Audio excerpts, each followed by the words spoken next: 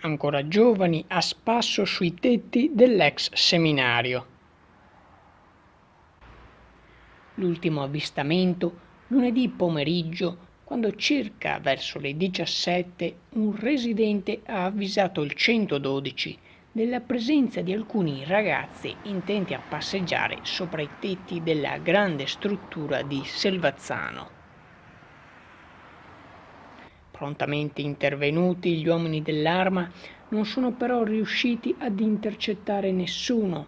I giovani si erano infatti già dileguati. Un problema annoso che puntualmente torna a far discutere. Troppo facile accedere alla vecchia struttura usata in questi anni come giaciglio di fortuna, luogo di ritrovo per sbandati e cornice di selfie da brividi. Forse era proprio questo l'intento dei ragazzi saliti lunedì, immortalarsi e immortalare sui propri cellulari l'imponente edificio. Già osservato speciale per le molte vicende che l'hanno visto protagonista, al momento l'ex seminario non vede ancora un futuro certo e sicuramente prima che la struttura venga venduta e riqualificata passerà ancora molto tempo. Sfiscimer Channel News, Selvazzano dentro.